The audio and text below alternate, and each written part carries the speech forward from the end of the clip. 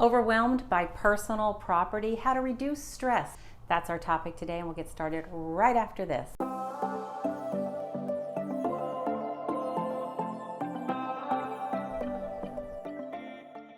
As the personal representative, you are responsible for the following: collecting and inventorying all the assets of the estate, and this includes all the personal property, managing the assets of the estate during the probate, paying the bills of the estate, and making the distributions to the beneficiaries or the heirs of the estate. And you may find managing all of this can lead to some overwhelm. Hi, I'm KimWard. I'm a real estate broker in San Diego, California. I'm an expert with helping with homes in probate or trust administration. Welcome back to my channel. As the personal representative, the executor, the administrator, or the trustee, you can sell property without getting all of the beneficiaries' approval, but you are charged with keeping the estate safe, including the real property, the home of the decedent. And you're to keep it safe before it's prepared, marketed, and sold, well, actually during that entire process. Or if it's turned over to the beneficiaries, you're in charge of keeping it safe and secure. Especially if there are a lot of friends or family members that have access to the property, perhaps they have a key. What you want to do is make sure that you get there before them and put all the personal property away for safekeeping. That includes cash, jewelry, art, collectibles, or anything else that may catch someone's eye. Unfortunately, it's not uncommon for people to help themselves to items after someone has passed away. Some people do it because they believe that the decedent promised them the item, and some of them think the decedent would want them to have the item. One way on how to reduce stress is to give anyone and everyone the answer no. You cannot take anything from the home at this time, or at least say not quite yet. You can explain that you, as the personal representative of the estate, you have the legal responsibility not to let even the smallest item leave the home without your permission. And you typically want to do that after you've inventoried everything. It may calm the family member or friend down if they know that you are giving the exact same answer, no or not quite yet, to everyone that's interested in the items that were your loved one's personal property. So you don't want to let anybody take anything until the proper procedures have been taken care of. A personal representative cannot take anything either unless they are the sole beneficiary. You are the fiduciary to the beneficiaries, not just a beneficiary. And in some cases, you may not even be a beneficiary. Serving as the personal representative, especially in a probate, only entitles you to statutory fees.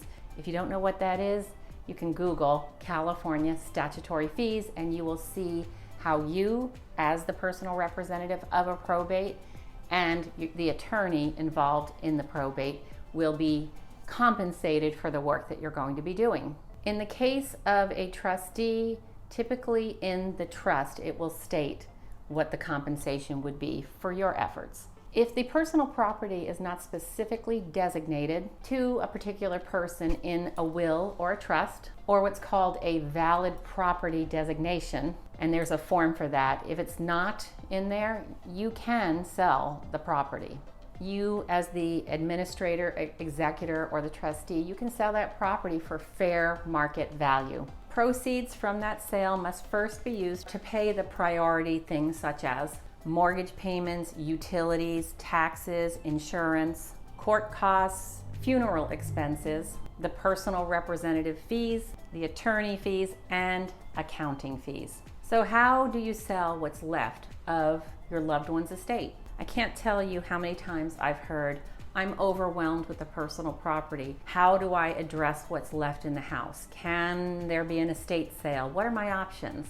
And I say, well, it depends on the amount of time and commitment you want to put into addressing what's left. If you want to spend time preparing the items for sale, and if you want to manage all the transactions of the sale. And another thing to consider is how much you're willing to negotiate with possible buyers. Fortunately, you have 7 options, and we're going to get to those right now.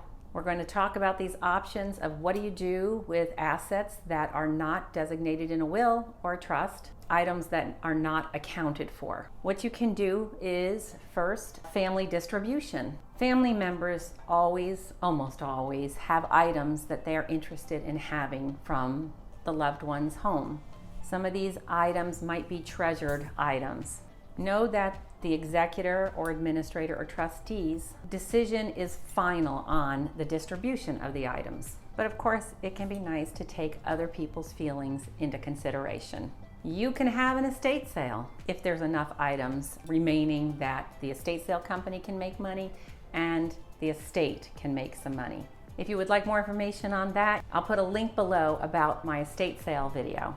You can have a buyout. There are companies that will come in once everyone has taken the items that they want to keep and will offer pennies on the dollar in most cases to take the remaining items out of the house, including things that are not saleable, things that are saleable, and they will leave the house emptied of this personal property so that we can take care of what's the biggest asset in most cases, which is preparing the home. This can save the family a lot of heartache, trying to handle all of the personal property that's left. Of course, you can have a private sale, such as a garage sale. Liquidating a lifetime of memories can be difficult, but it usually ends up with a larger amount in the estate's pocket, so to speak, than a buyout.